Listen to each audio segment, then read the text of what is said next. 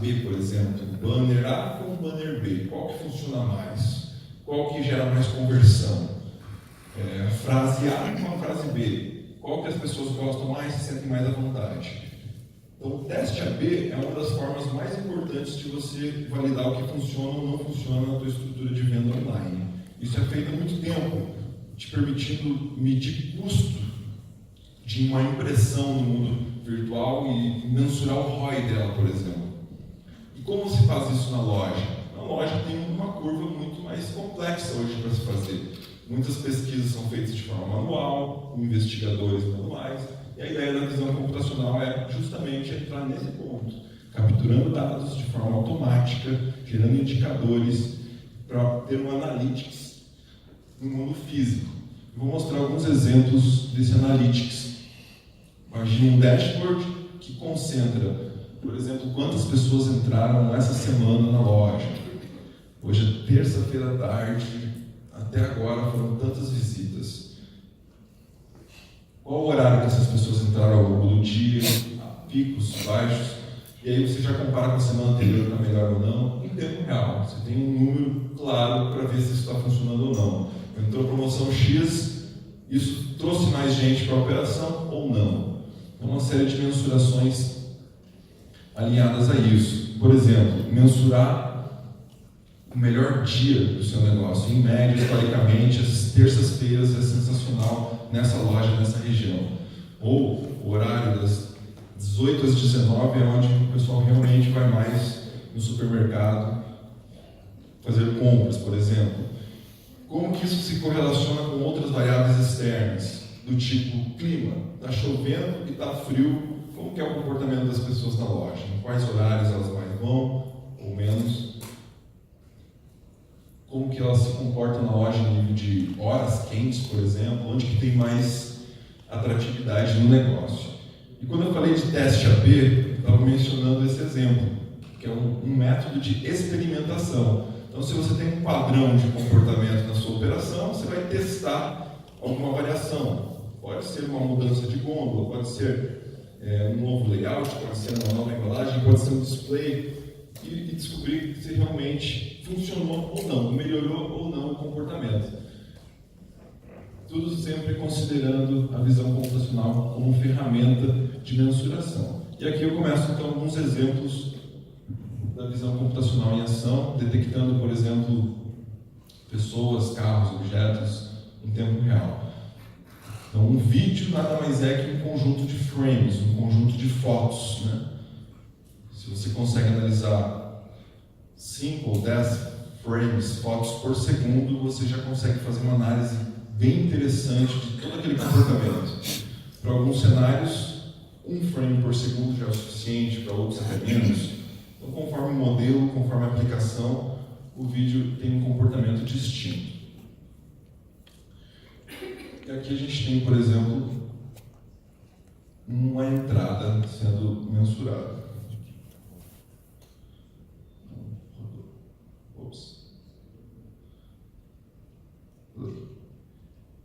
Entendeu?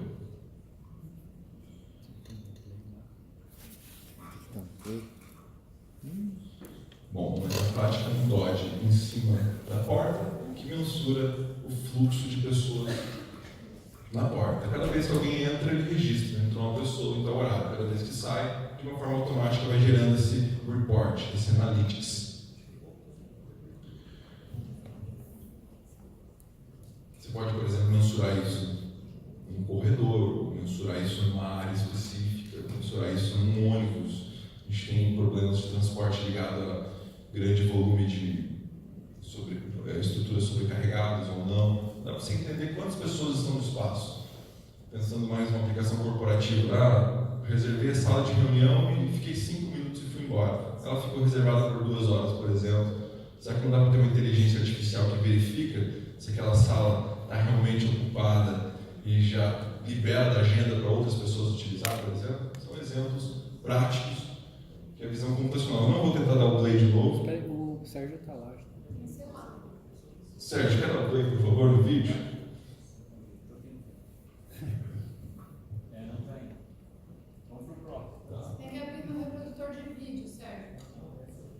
Não central, então, é um ponto de referência, a pessoa passou, ele detectou a pessoa ao longo do movimento, percebe na sequência de frames, sequência de fotos, se ela está entrando ou saindo, e gera um evento do tipo, uma pessoa entrou às 10 horas, 15 minutos e 12 segundos, ou saiu. Então é assim que funciona essa aplicação. Aqui é um outro exemplo, um outro ângulo. Na anterior a gente estava usando só visão computacional clássica, aqui nós estamos usando Deep Learning, uma rede neural que realmente detecta pessoas. Isso aqui é um bloco da PUC Paraná, onde a gente tem um laboratório de pesquisa. Detectando pessoas, o prédio consegue organizar melhor a estrutura de manutenção, repor suprimentos de banheiros, alocar melhor a segurança. Ele entende como que está a lotação de cada bloco, de cada prédio, de cada estrutura física. Então são alguns exemplos práticos de aplicação. Então esse vídeo é um vídeo naturalmente bem acelerado, pegamos ali X horas de fluxo e aceleramos.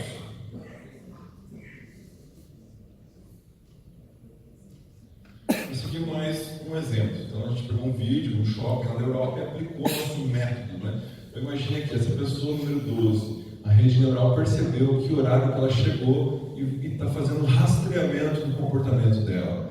Onde ela está indo, quanto tempo ela ficou naquele ambiente. É uma forma do computador entender, acompanhar o comportamento da pessoa.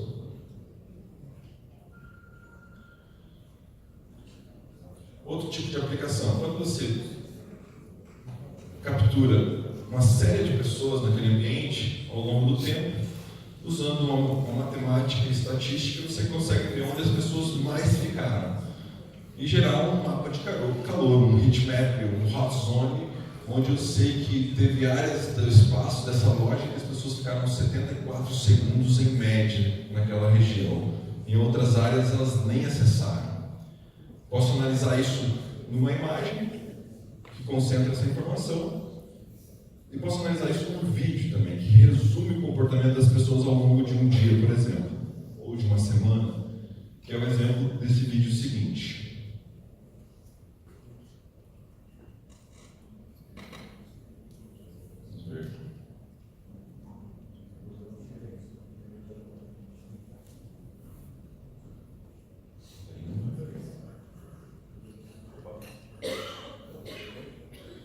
A apresentação ficou um pouco pesada por causa dos vídeos, né? Esse aqui é um mapa de calor em funcionamento. Ó. Então imagine um dia todo de comportamento das pessoas dentro desse espaço físico. Onde elas mais ficaram? Ao longo do dia, eu percebo que tem um grande movimento na região central. Percebo que as pessoas não acessaram muito essa área, por exemplo. Que existe um problema de layout aqui, talvez essas ilhas estejam impedindo as pessoas de se aproximar dos produtos, se relacionarem com eles. Então isso é uma forma de você testar variações de layout, testar disposições, testar clusters de lojas, testar o comportamento das pessoas em diferentes cenários, diferentes dias, momentos do ano e etc. Como que isso é gerado? É gerado através de uma rede neural que consegue detectar pessoas. Em Deep Learning, isso aqui é um framework chamado IOLO, para quem os mais técnicos aqui provavelmente conhecem, ele é um dos mais eficientes no processamento em tempo real, também é open source, ele tem uma capacidade muito satisfatória na detecção de pessoas. O que a gente faz? Detectou uma pessoa aqui, a gente pegou essa foto especificamente, foto por foto, eu vejo quais foram os pixels, qual foi a região da loja que ela estava e marco uma matriz mais um e eu vou entendendo as regiões que as pessoas mais ficaram e gerando esse mapa de calor.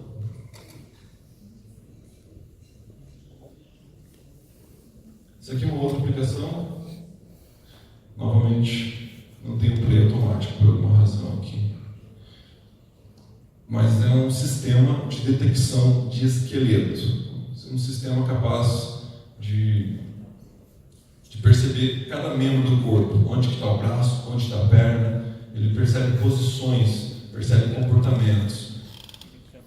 Esse método foi usado, por exemplo, na Amazon Go, né? Aquela loja que não tem funcionários, que ela foi desenvolvida, aperfeiçoada, usa muita inteligência artificial lá dentro, e agora já está expandindo para 2.000 lojas, né?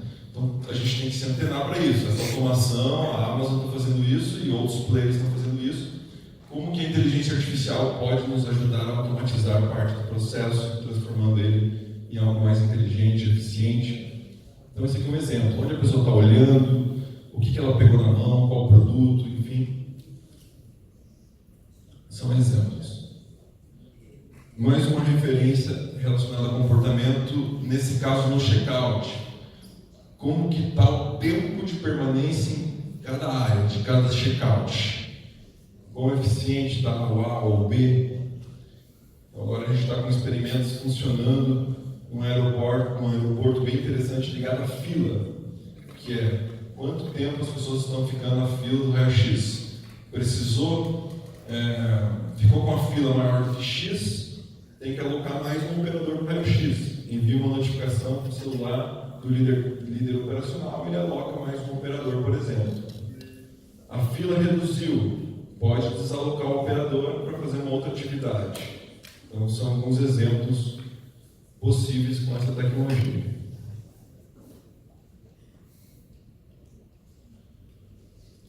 Isso aqui é interessante, que é fazer a mensuração do visual merchandising, por exemplo.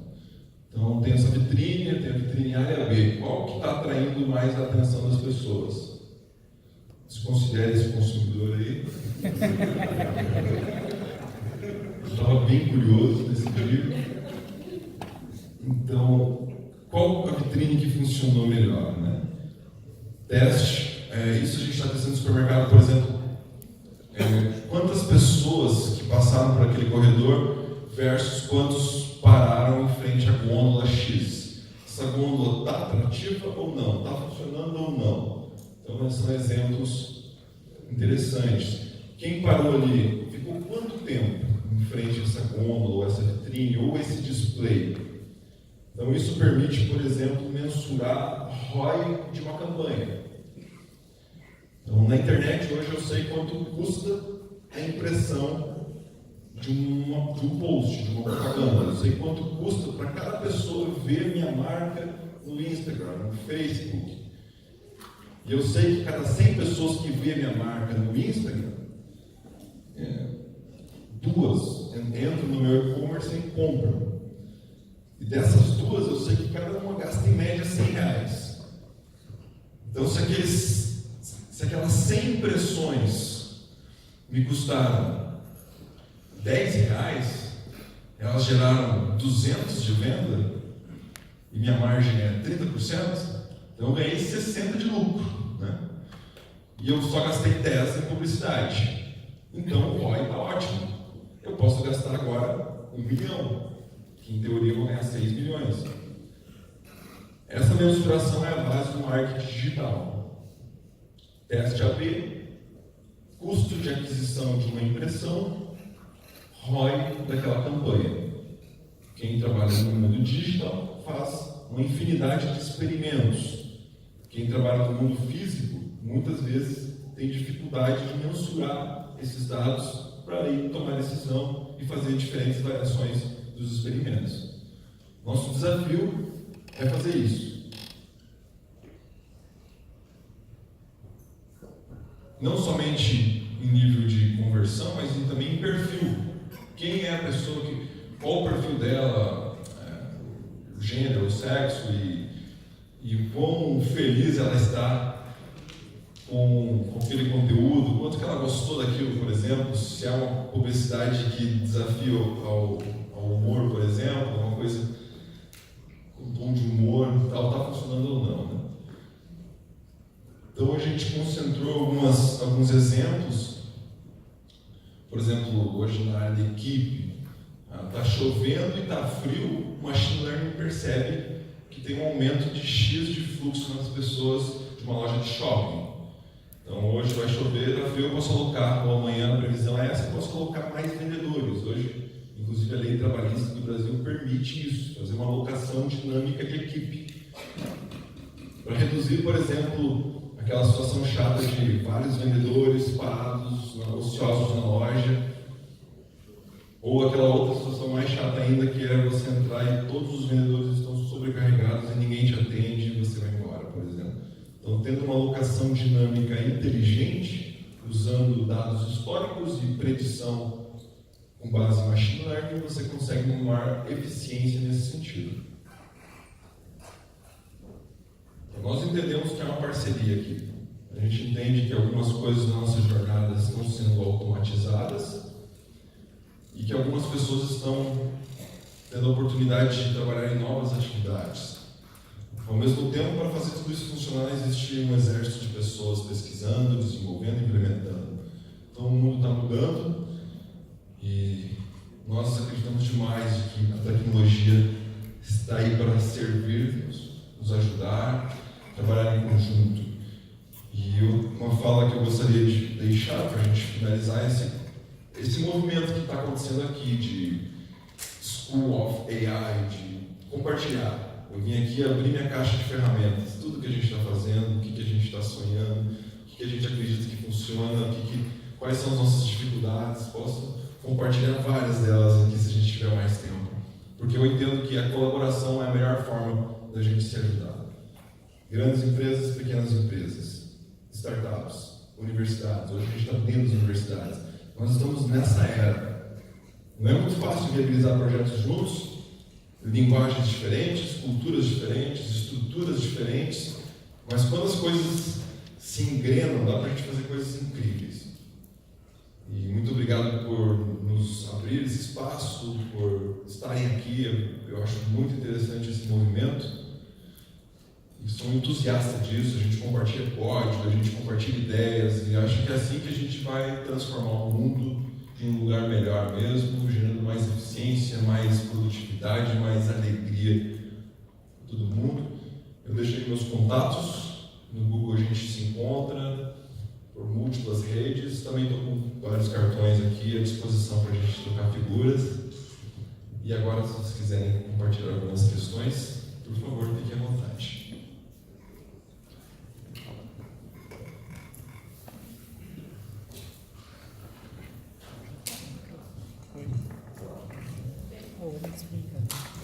Então, muito legal, maravilhoso. A gente, coisas assim a gente adora. Agora me responde, dentro da sua caixa de ferramentas, como que a gente conecta tudo isso aí com a SCM de uma rede como, por exemplo, o GPA que está no Brasil inteiro? SCM, Supply Chain Management. Por exemplo, como que você calcula você faz a prospecção do ROI de uma determinada campanha, mas se eu não tiver produto na gôndola, cara, como é que aquele ROI vai ser efetivo? Então, a sua prospecção está furada. Ruptura, né? Esse velho gargalo, essa palavrinha que vem para a mesa de reunião sempre, né?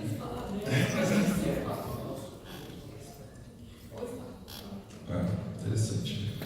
A gente entende que uma grande parte dos produtos que não estão na gôndola, já vi números em torno de 50% deles, estão no estoque muitas vezes, né? Então, o que a gente entende que é possível fazer nesse ponto? Pensando em estoque local. Entender o padrão de consumo. Então, quantas pessoas em média param em frente àquela gôndola, quanto tempo em média elas ficam ali, versus os tickets e quantos itens estão saindo. Pode ser que existe uma parte feita, mas vamos imaginar que mudou o padrão de comportamento. Então, antes de qualquer sistema clássico capturar, a gente percebeu que começou o jogo do Corinthians e do Palmeiras e mais gente foi comprar cerveja naquele dia e tem um volume de consumo muito maior do que a média, por exemplo. E logo, com machine learning, você pode prever uma falta, uma ruptura e se antecipar a isso, gerar uma notificação instantânea. A gente entende que a AI entra nesse ponto de te ajudar a se antecipar ao problema, né? Isso é um exemplo de aplicação. Agora, a integração com o fornecedor fica mais interessante ainda. Muitos hoje já possuem suas APIs, suas APIs abertas, para você fazer uma requisição. Nesse caso, por exemplo, checar que tem uma predição de faltar produto naquela gôndola e que também não tem nada no estoque local e você acioná-lo, a inteligência artificial artificial fazendo uma requisição de compra, por exemplo. Faz sentido? Não para a realidade do varejo brasileiro, e eu estou falando da realidade social. Para a nossa cidade não faz ainda. Em qual ponto? Eu posso falar disso, acho que o Adolfo pode falar mais do que eu, porque o Adolfo é TRM, está se escondendo ali, mas ele é a pessoa que pode falar disso claramente. Adolfo, vamos lá. Open Innovation.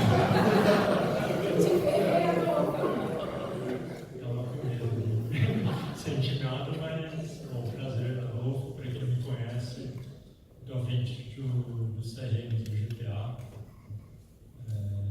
Não é, o desafio é grande, né? No meu caso tem um caso bem interessante que assim, a gente trata com uma alocação de 17 milhões de clientes, né? Então, a gente tem um programa que a gente conhece também do aplicativo, quando a gente começou, a gente queria chegar no melhor produto para cada cliente, né? Como que a gente vai alocar a melhor oferta, o melhor produto para cada cliente. E as ofertas eram bem individualizadas. Então, para mim, aparecia lá a geleia de morango da Queensberry, 170 gramas. A batata Ruffles, cebola e salsa, 70 gramas. E aí a gente parava nesse problema da ruptura, por exemplo. Nem sempre a gente consegue uma homogeneidade de estoque de todos os produtos em todas as lojas. Nem sempre a gente consegue ter a disponibilidade de todos os produtos em todas as lojas. E também nem sempre a gente acerta sempre o gosto de todo mundo. Né? Não é porque eu comprei uma vez a geleia de morango que eu posso tentar comprar a geleia de uva, a geleia de colorido e tudo mais. Então, o momento que a gente passou e tem a ver com isso é entender essas mudanças, né, e colocar. Eu acho que contando essa história, né, a gente quis ser muito preciso, né, e a gente viu que quando a gente começou a abrir algumas oportunidades de oferta, né, então todas as geleias, qualquer sabor, todos os salgadinhos, aí a gente conseguiu contornar essas coisas. Então, acho que essa fase é uma fase de transição, né? Como a gente enlouquece ali no algoritmo, né? Mas consegue fazer um bom resultado. E o desafio eu ainda não sei, tá? Muito bom. Gostaríamos de ter mais respostas, mas eu acho que pelo menos a gente está trazendo para a mesa algumas perguntas bacanas para dialogarmos e acredito que é viável melhorar muito as coisas como elas são feitas e a inteligência artificial é uma ferramenta importante nesse caminho, né? Mas ainda existem mais perguntas do que respostas. Eu acho que é a mudança de mindset. Mindset é o principal. Interessante. E se as pessoas mudarem o mindset, com certeza a gente consegue ter sucesso. Até nesse nível que o Adolfo falou, quando lá no começo do meu desconto, eles estavam procurando o produto certo para aquela pessoa. Legal. Hoje a gente não consegue isso porque a gente não tem um mindset. Pode usar. A gente não tem essa visão de startup. A gente não tem agilidade nas operações. Então hoje não dá para fazer, entendeu? Assim, o conceito é muito bonito, muito romântico, muito legal. Mas aí, quando a gente vai fazer a aplicabilidade disso, até não digo que GPA em si, mas mercado brasileiro, varejo brasileiro, mesmo que você for estudar outros varejos, você vai encontrar problemas muito parecidos. Sim.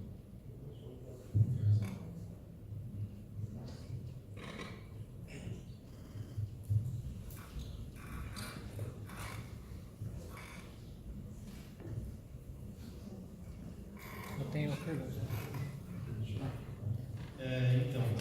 A primeira pergunta é sobre o código de ética, que tem se falado muito na inteligência artificial, o que deve ser feito, pode ser feito. E assim, sobre o assunto que é mindset, né? Isso, mindset é referência cultural, tem se falado muito. A gente, aqui nessa sala, a gente conseguiria facilmente se reinventar em algum outro trabalho, em alguma outra situação, como acredito que muitos aqui já fizeram. Mas, por exemplo, pessoas que não têm acesso, eu acredito que a inteligência artificial artificial vai tirar muitos empregos, do mesmo jeito que vão se abrir muitas vagas. Mas eu acredito que tem um gap ainda nisso aí, de pessoas que não têm acesso à informação. Como isso vai acontecer, se você sabe me dizer algo assim, porque é algo que eu estou pesquisando muito e estou querendo entender. Perguntas muito pertinentes, são profundas. Nós temos entendido que a Lei Geral de Proteção de Dados ela tem um espaço muito interessante para o Analytics com informações gerais. Então, 1000 pessoas passaram por esse corredor e 200 pararam na gôndola. Eu medi que a taxa de atratividade era de 20. Então, eu não estou analisando o indivíduo a Maria. Então, eu estou vendo grandes estatísticas e nisso não existe uma invasão de dados, né? E também nós estamos com nossos advogados modelando um contrato social, né? Tipo tem o Sorria, você está sendo filmado, algum outro Sorria que vai fazer essa cobertura que diz respeito a estar capturando dados para promover uma melhor experiência de compra, né? Em relação ao que vai acontecer com o mundo com toda essa transformação, você tem razão. Em algum momento a gente criou uma colheitadeira que tirou o trabalho de 1000 homens que ficavam colhendo feijão com suas mãos, né? E esses caras, em algum momento, eles sofreram um pouquinho até se reinventar.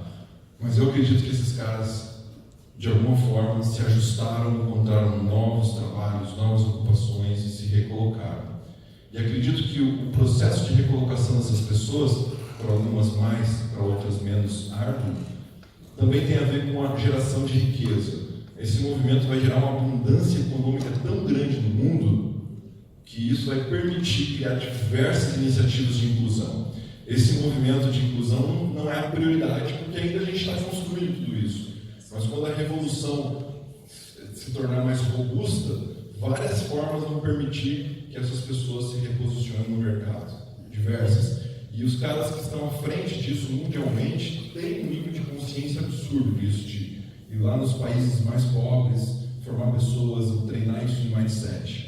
Nós temos referências de pessoas que vieram de comunidade, não conheciam tecnologia, apresentar isso aqui é um computador. Ela aprendeu a digitar a primeira letrinha e meses depois saber construir coisas de Big Data, coisas de AI. É possível, essa transformação ela é possível.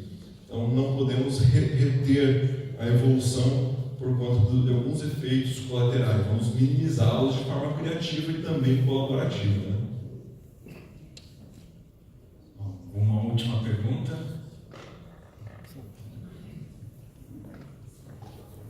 Já tem. Só duas coisas. Em relação a. Se na pergunta dele de curiosidade, por exemplo, assim, não sei se vocês já tiveram algum problema de. Por exemplo, você mostrou o rosto de várias pessoas. Então, dependendo da régua, isso pode ser considerado uma invasão de privacidade. Então, o quanto tem sido falado sobre isso de fato? Mas, claro, a gente filmar não é invasão de privacidade, mas é uma questão de régua, né? Dependendo da lei, aquilo vai ser. Então, eu queria saber como está sendo tratado, principalmente em aplicação de visão computacional, né? Que, assim, o quanto você consegue, de fato, fazer tudo que você faz sem identificar a pessoa. E aí, o ponto 2 que ele falou também, a gente estava até falando hoje, né? Que, assim, acho que talvez nem precisa de grandes atitudes, né? Por exemplo, a gente estava... Ele deu uma aula na FATEC de Vasconcelos. Então, é um negócio bem longe. Então, a gente quer levar a escola para lá também. Então, assim, você deu exemplo dos caras da colheitadeira. Então, às vezes não tem acesso a vir aqui na Paulista, em um lugar mais próximo, mas a ideia nossa também com a escola é levar a educação para lugares longe também aqui do centro, né? Que às vezes você não vai ter dinheiro nem para vir para cá. Então, a gente vai para lá e leva a escola e leva a educação também. Muito bom, sensacional. Nossas novas versões a gente já está com um recurso que deixa a face nebulosa assim, para não ter identificação. A gente conversou com o pessoal dessas lojas e eles nos autorizaram. Alguns vídeos são públicos de internet, a gente só aplicou o método em cima, né? Mas realmente nas novas versões estão sendo ainda mais cuidadosos com esse ponto. E eu acho que o School of AI é um caminho aí desse movimento colaborativo que sem dúvidas está correndo. Está muito legal, e parabéns pela iniciativa. Contem comigo.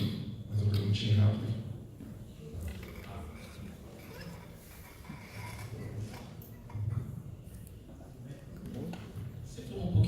voracidade das informações, né? E o que eu percebi no vídeo é que ele mostra que algumas pessoas, elas estavam marcadas com ID X e a mesma pessoa ela assumia um outro ID. Isso implica uma confusão, né? Porque vai identificar como duas pessoas, né? Ou mais de uma pessoa. E esses números que vocês trazem são... Qual a confiabilidade desses números?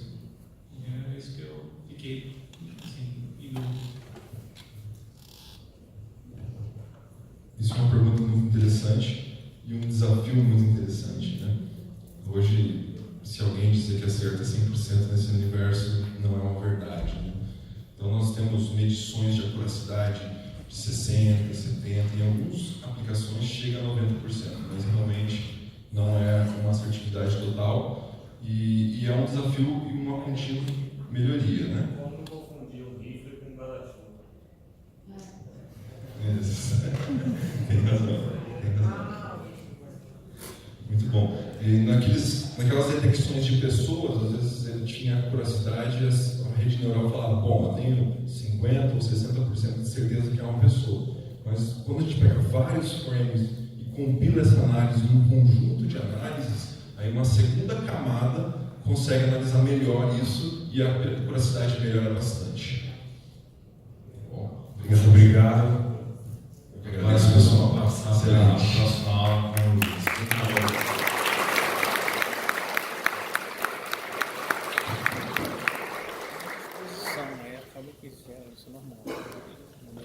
Posso tirar o selfie, pessoal? Marcar esse momento?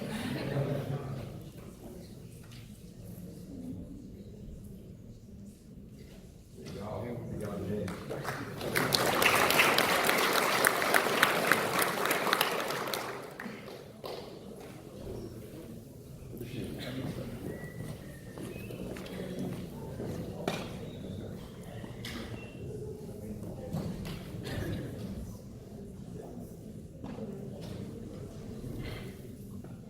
Pessoal, boa noite. Bom, o tema que eu trouxe aqui para falar para vocês é uma aplicação então de Machine Translation para previsão de vendas.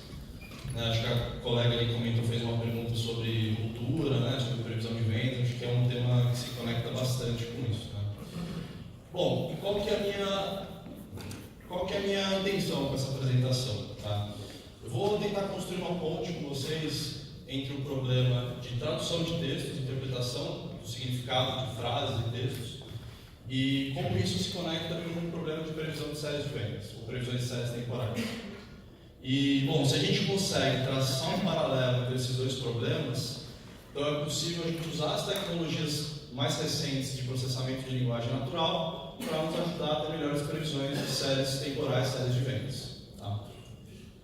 Bom, acho que a primeira coisa que vale a pena a gente falar o que significa significado. Tá? Então, se a gente lê essa frase, né, ontem eu vi um rinoceronte andando de monociclo na Avenida Paulista e como estava calor, ele parou numa barraca e comprou um sorvete para se refrescar, apesar de ser uma frase estranha, cada um de vocês possivelmente montou uma imagem mental desse evento, desse cenário, e ela pode ser diferente para cada um de vocês. Uma pessoa vai imaginar um rinoceronte A, um sorvete B, mas essencialmente essa frase ela montou um significado muito parecido na cabeça de cada um. Tá? E o que é mais interessante ainda, se eu disser essa frase numa outra língua, para uma pessoa no outro lado do mundo, muito provavelmente o significado, a imagem mental que ela vai fazer dessa frase vai ser muito parecida com a de vocês. Tá? Então, por que eu estou falando tudo isso? Para trazer a ideia do que é um espaço latente.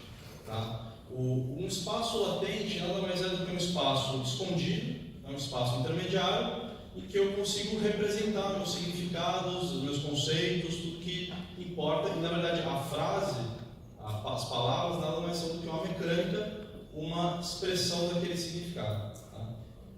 E disso vem a ideia desses modelos dos autoencoders. Tá?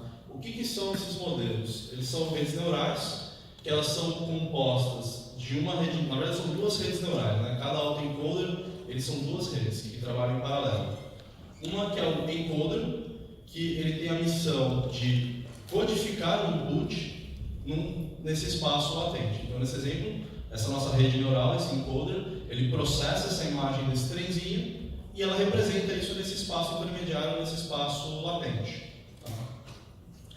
E a gente tem o decoder, tá? Que é o modelo responsável por pegar esse significado que está codificado nesse espaço latente e voltar de novo para o espaço dos meus inputs. Então ele reconstrói a imagem daquele trenzinho, tentando minimizar a perda de informação. Tá? E esse tipo de modelo é muito bacana porque como é que você ensina então o modelo a representar esses conceitos? Tá? Você apresenta os inputs, né? Exemplos de coisas que você quer reproduzir, ele reconstrói esse input e você treina ele minimizando o erro de reconstrução. Só que, na verdade, você minimizar o erro de reconstrução é trivial. Não é na verdade nisso que a gente está interessado. O que a gente está interessado, na verdade, é na habilidade do modelo de codificar de forma eficiente esses significados. Tá? Só que quando a gente aplica esse tipo de modelo para aprender esses significados das coisas, aprender a representar todas essas coisas do mundo real nesse espaço escondido, a gente não tem muito controle de como esse modelo vai fazer isso. Tá? Então a gente não sabe muito bem como é que os pesos, como é que as relações desse modelo vão funcionar para representar essas coisas nesse espaço latente. Então pode ser que esse modelo aprenda a agrupar coisas que no mundo real não fazem muito sentido. Então, se eu estou falando de imagens, pode ser que o meu modelo ele escolha a cor como uma feature muito representativa e ele começa a agrupar nesse espaço latente coisas que não fazem sentido. Isso não é o que a gente busca. Tá? Então, para evitar isso, em 2012, né, que é razoavelmente recente, foi proposto um novo tipo de modelo de autoencoders, chamado autoencoders variacionais. Tá? Que nada mais é do que aquela estrutura de autoencoder, só que quando eu apresento os inputs para ele, eu adiciono uma parcela de ruído, então eu forço com que o meu modelo consiga representar as coisas que eu estou ensinando para ele sobre o mundo real de uma forma mais robusta, sendo mais resiliente a ruídos que acontecem no mundo natural. Acho que na apresentação do colega a gente deu vários exemplos de reconhecimento de imagem, tem vários jeitos possíveis de você representar um carro. Você não pode esperar que o modelo, se você tiver micro-variações na imagem do carro, que ele vai errar completamente que aquilo é um carro. Você quer que ele consiga aprender variações do conceito do carro. Tá? E aí, quando você aplica esse tipo de ideia, né, especialmente para imagens, você chega num espaço latente com coisas do mundo real agrupadas próximas entre si nesse espaço latente. Isso é muito bacana porque isso permite a gente criar modelos generativos. Tá? Que eles são capazes de criar coisas, criar inputs que você não apresentou para esse modelo ainda. Então, quando a gente entra em contato com aquele mecanismo de captcha que o Google usa para ver se a gente não é um robô, ele pede para você clicar naquelas fotos de carros, fotos de placas, muitas daquelas imagens são artificialmente geradas por esse tipo de modelo. Não são imagens do mundo real, são imagens que o modelo aprendeu a representar no espaço latente, a reproduzir e ele só está usando a gente como um mecanismo para reforçar o treinamento dele, que ele está de fato conseguindo aprender os conceitos do mundo real. Bom, aqui eu trouxe um exemplo de um espaço latente, só para tentar materializar um pouco mais. Um dos datasets ali que o colega também comentou, aquele MNIST, que é um dataset de imagens de dígitos. Então, isso aqui que a gente está olhando é o espaço intermediário que foi mapeado por um modelo para um autoencoder variacional e como é que ele aprendeu a agrupar de forma que os dígitos fazem sentido entre si. Então, se a gente vê, por exemplo, lá embaixo, né, à direita, ele botou o 0 e num ponto diametralmente oposto ele colocou o 1 lá em cima. Então, ele está dizendo o quê? Poxa, esses dois dígitos são muito diferentes entre si, não faz sentido eu agrupá-los. E a gente consegue, inclusive, ver uma transição suave entre esses dígitos, tá? Que é uma coisa muito bacana. Bom, e o que isso tem a ver então com tradução? Tá? Quando a gente fala de tradução, na verdade a gente está falando da mesma ideia, só que em vez de representar imagens, eu represento frases. Então eu codifico o significado daquela frase no espaço intermediário e eu treino um outro modelo para decodificar aquela frase numa outra língua, ou enfim, eventualmente numa imagem. Né? Essas tecnologias novas de colocar textos em imagens funcionam assim: eu codifico o conceito que uma imagem está me mostrando e eu decodifico um texto, uma tag que representa aquela imagem que eu estou apresentando para o modelo. A única diferença, e aí a gente começa a trazer um pouco da ponte entre isso e o problema de previsão de vendas, ou previsão de séries temporais, é que as frases elas têm um componente temporal. Né? Dependendo do que eu já falei, ou da ordem com que eu falo as palavras, os conceitos, o significado da frase ela pode mudar completamente. Então, o que muda? Na verdade, esses autoencoders, tanto o encoder quanto o decoder, eles são compostos por redes neurais recorrentes. Tá? Que é um tipo um pouquinho diferente de rede neural, mas no fundo, se a gente fosse resumir qual é a diferença de uma rede neural normal com uma rede neural recorrente, é que na rede neural recorrente a saída depende da sequência em que eu apresentei os inputs para ela. Tá? Então aqui é só uma ilustração de como é que funciona uma rede neural recorrente. Ela é uma rede que ela depende, o output dela depende do meu input e do meu último estado dessa rede.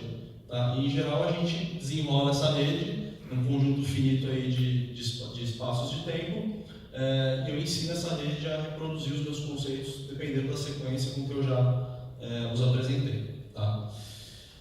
Bom, aqui tem um exemplo. Esse grande cluster aqui à direita são 74 frases. Tá? Isso aqui é de um artigo que foi escrito pelo time que trabalha com o Google Translator. Então, ali são 74 frases. Cada cluster, cada cor é uma frase diferente. Tá? E a gente vê que no panorama geral, independente da língua que eu estou expressando essa frase, o autoencoder variacional ele agrupa esses clusters, essas frases em línguas diferentes no mesmo local dentro do espaço latente. Então, o que isso significa? O modelo está aprendendo a explicar, ou a representar, ou a entender o significado das coisas no mundo real. Depois, dando um zoom ali no cluster, né, aquilo lá é uma frase só, né, e ali logo embaixo é o mesmo cluster pintado com cores diferentes em 3 línguas. Então, é uma frase, né? A estratosfera se estende de 10 km a 50 km de altitude, falada em 3 línguas: inglês, coreano e japonês. Então, apesar de ligeiramente diferentes, no fundo eu estou no panorama geral dizendo a mesma coisa e o meu modelo é capaz de entender o conceito que está sendo representado no mundo real. Legal. Bom, vamos aumentar um pouquinho, vamos tentar construir o próximo passo dessa ponte para chegar no problema de previsão de séries de vendas. Tenho certeza que todos vocês já usaram a feature de autocomplete do Google. Quando você digita alguma coisa, ele te recomenda as próximas palavras, ou quando você digita alguma coisa errada, ele fala: pô, você não quis dizer isso.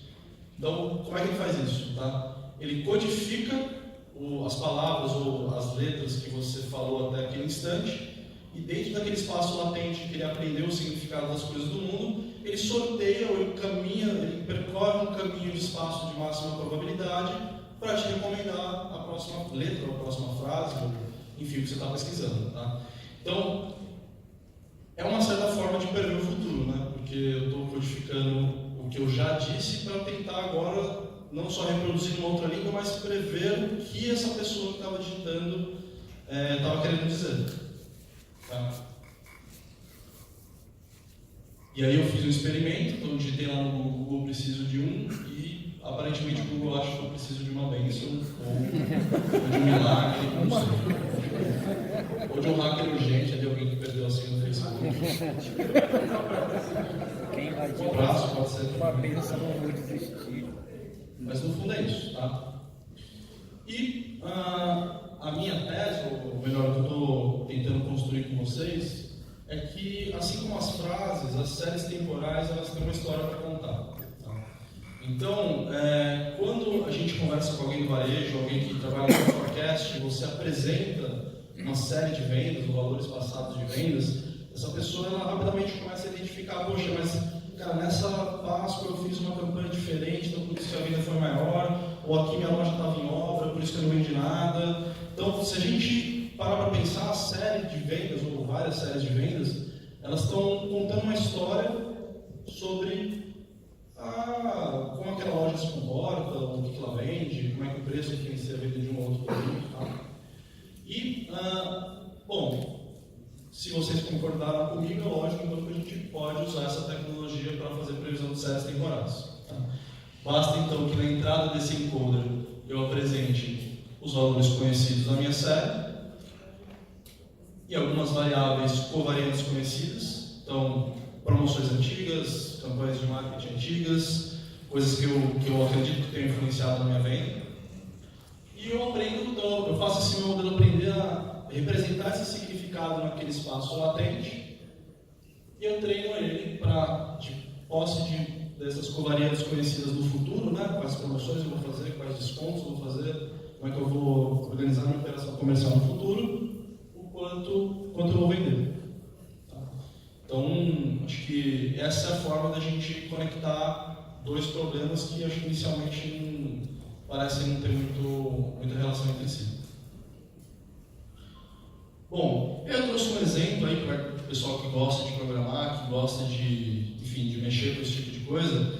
Graças a esses frameworks que existem hoje, Keras, TensorFlow, a gente precisa de escrever muito pouco para falar muito, tá? Então, com poucas linhas de código, usando bem esses frameworks, é possível, de qualquer pessoa aqui nessa sala, pegar, instalar o Python, instalar o Keras e fazer um modelo desse tipo, tá? Então, como é que funciona? Então, primeiro a gente monta o nosso tensor de entrada, né, que nada mais é do que por onde a gente vai alimentar os dados do modelo, e aí a gente escolhe quantos timestamps por passado eu vou olhar e quantas features eu vou usar. Só lembrando, as features podem ser preços, campanhas, vendas de outros produtos, ou vendas da categoria, qualquer coisa que você acha que faça relação com a tua venda. Em cima disso, eu monto boto as minhas células de redes neurais recorrentes, tá? Eu desenrolo essas redes pela quantidade de timestamps que eu estou querendo usar e eu me preocupo então com a saída do estado desse modelo. Então esse é o meu modelo que ele vai codificar a história da minha série temporal, das minhas séries temporais, tá? Posso treinar simultaneamente as séries e ele vai representar isso naquele espaço latente. Aí do outro lado eu tenho o decoder, tá? Que ele tem uma estrutura idêntica, tá? Por construção, só que eu alimento ele com o espaço que eu codifiquei do meu modelo anterior e eu estou interessado nas saídas desse modelo. E aí, em cima dessas saídas que ele nos dá, eu posso botar outras redes neurais, botar outros modelos, fazer qualquer coisa com essa previsão que ele dá para a gente. Então, o modelo completo ele fica com essa estrutura, isso aqui é uma representação mais visual de como é que é o modelo de Deep Learning, como é que é o modelo do autoencoder variacional, que você consegue fazer aí com 30 linhas de código, nada muito complexo. Tá?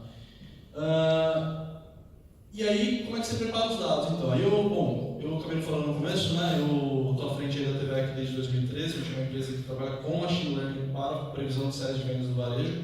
Então, eu peguei os dados aí de um cliente nosso, mudei um pouco as informações aí para fazer um exemplo inédito, e eu preparei janelas de 90 dias para fazer previsões de 10 dias. Então, basicamente, eu estou treinando aquele meu modelo para aprender a codificar a história da minha venda dos últimos 90 dias para tentar prever a venda dos próximos 10 dias. Isso, por construção, acho que é muito fácil a gente generalizar para qualquer caso, para qualquer problema de negócio, que eu sei que muitos de vocês aqui enfrentam no dia a dia. E aí eu monto então minhas amostras, faço aí o meu dataset, monto uma série de exemplos e boto minha rede para treinar. E aqui, aqui eu trouxe um exemplo de uma previsão feita pelo modelo. Tem a série real ali em laranja e a previsão em azul. Então eu não gastei tanto tempo assim refinando esse modelo, treinando o modelo, ajustando os parâmetros. Eu queria mais ver se ele não estava fazendo uma coisa absurda, se ele fazia algum sentido, né? E a gente vê que de fato ele tem ali, ele acertou pelo menos a mediana, ele sabe que tem um vale próximo ali de 15 dias para frente, enfim. E aqui uma outra previsão também, um modelo que pode ser que ele não acertou uma campanha aqui no comecinho, mas logo em seguida ele pegou bem os picos ali, tá?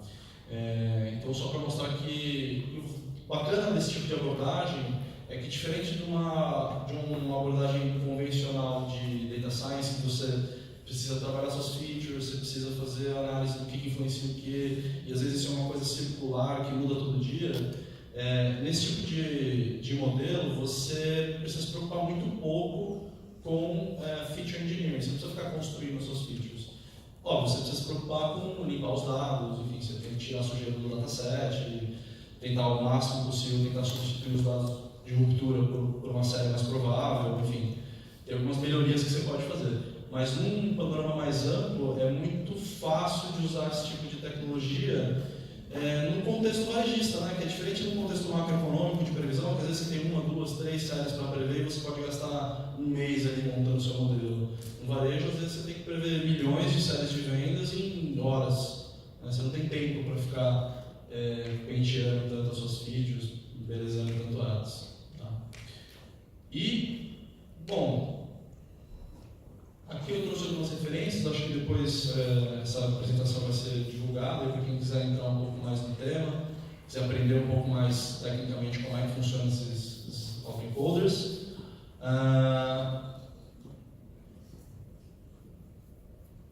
E é isso. Então eu trouxe um tema um pouquinho mais técnico, né, acho que do que as outras apresentações, um pouquinho mais aplicado, mas enfim, queria trazer para vocês um conteúdo mais técnico mesmo, com uma aplicação clara no cotidiano de vocês. Acho que a gente abre algumas perguntas.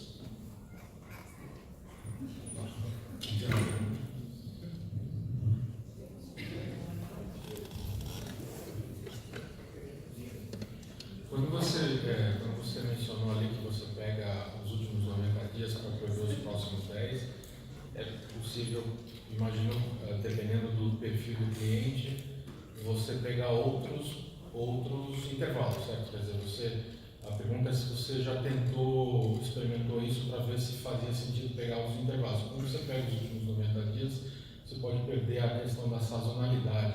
E os próximos 10 dias, às vezes, você não leva em consideração a sazonalidade de um trimestre ou algum evento especial que aconteceu. Como é que o teu código se comporta nesse ponto? Em geral, a gente usa um histórico bem maior. Tá? Eu quis realmente trazer um exemplo minimalista que pudesse ser reproduzido num computador normal, mas em geral se usa 1, 2, 3 anos de dados. Tá? A única questão é que, aí falando especificamente das redes neurais recorrentes, elas são muito custosas para treinar, porque esses time steps eles envolvem multiplicações de tensores que são computacionalmente muito pesadas. Né? E acho que isso se conecta bastante com a primeira apresentação. Né? Preciso saber usar bem as GPUs para fazer isso em tempo computacional viável. Mas, voltando à tua pergunta, sim, em geral a gente usa um histórico bem maior, até porque isso compromete a acurácia. Né? Se eu tenho um histórico muito pequeno, eu vou ter um modelo que sabe muito pouco sobre aquela série que ele está tentando aprender.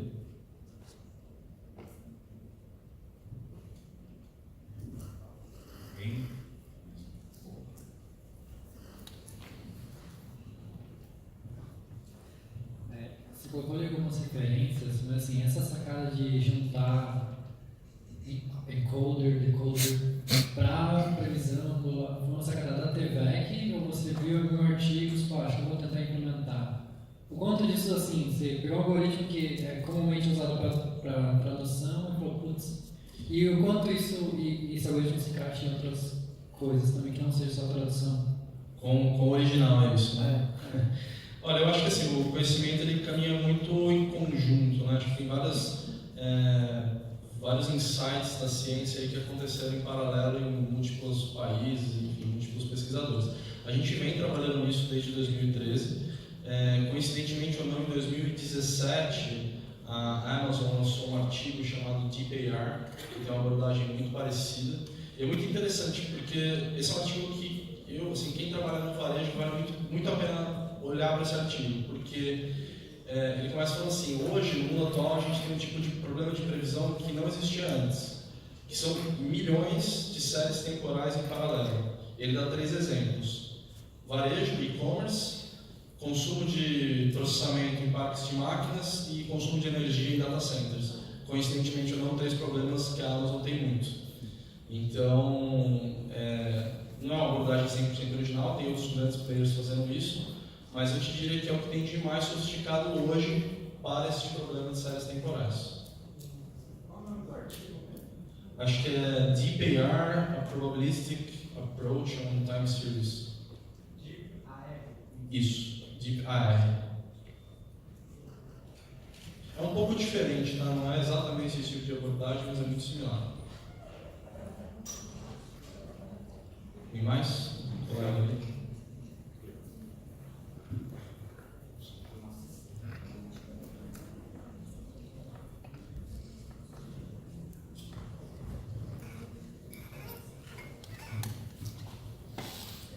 Então, o modelo, você coloca inputs, né?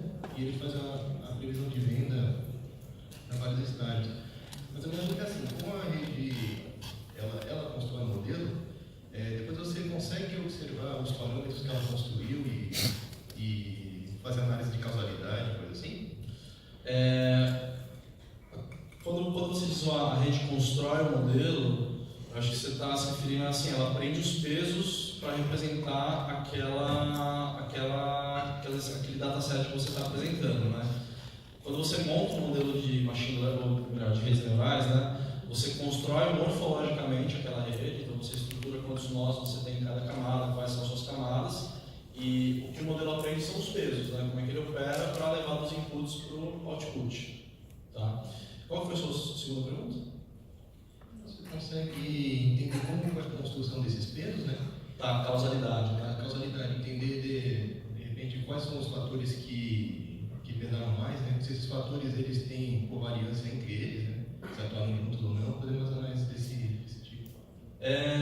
Assim, esse problema de visualização do espaço latente é uma área de pesquisa em si. Tá? São poucos os casos ou poucas as aplicações de visualizações tangíveis desse espaço latente. Tá?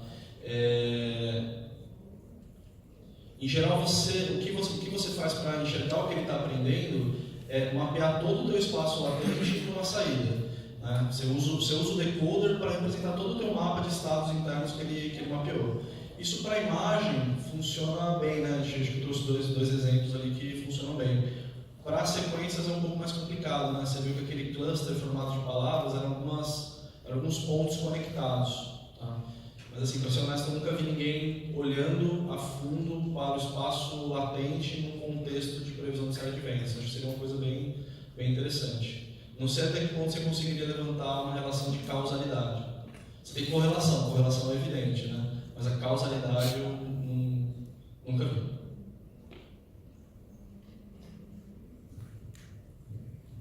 Alguém mais?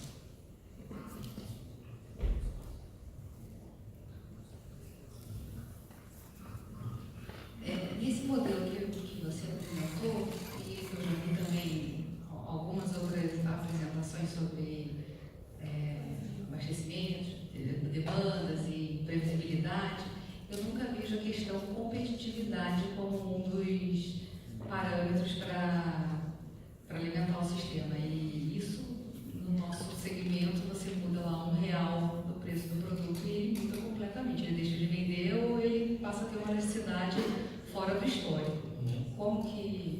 Se você tem um cenário de competição entre as séries, a bacana do modelo é que você consegue, na entrada, colocar todas elas ao mesmo tempo para codificar o seu espaço. Tá? Então você está aprendendo um comportamento combinado de produtos de uma mesma categoria, inclusive como é que um flutua em relação a variações de preço do outro. Tá? Só para ficar mais claro. Aqui, eu não sei, tem um pointer aqui? Essas features aqui são quantas séries eu quiser, na verdade, ou quantas séries computacionalmente for o meu limite.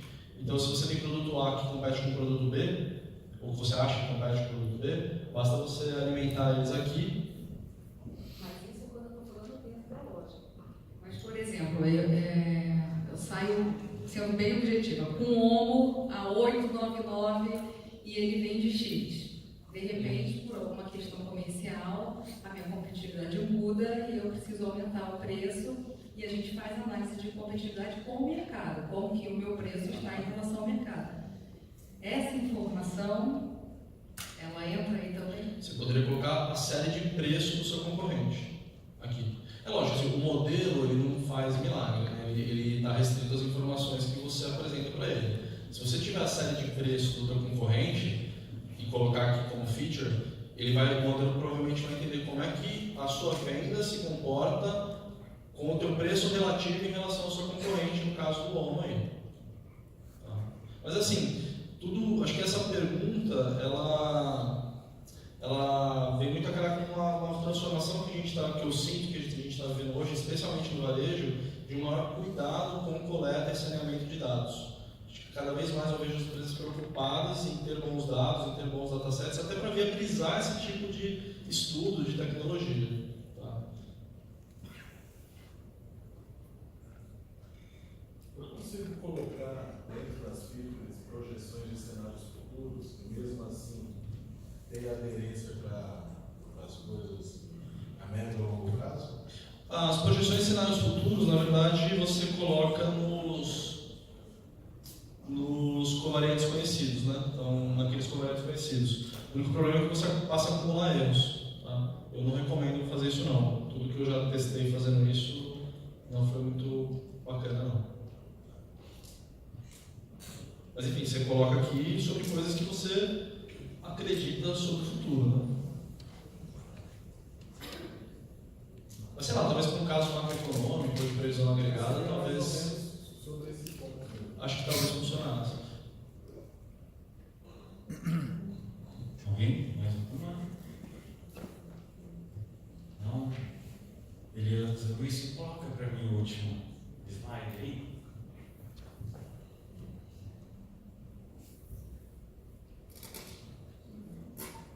Opa, passou. Que mudou. Isso aí, obrigado, pessoal.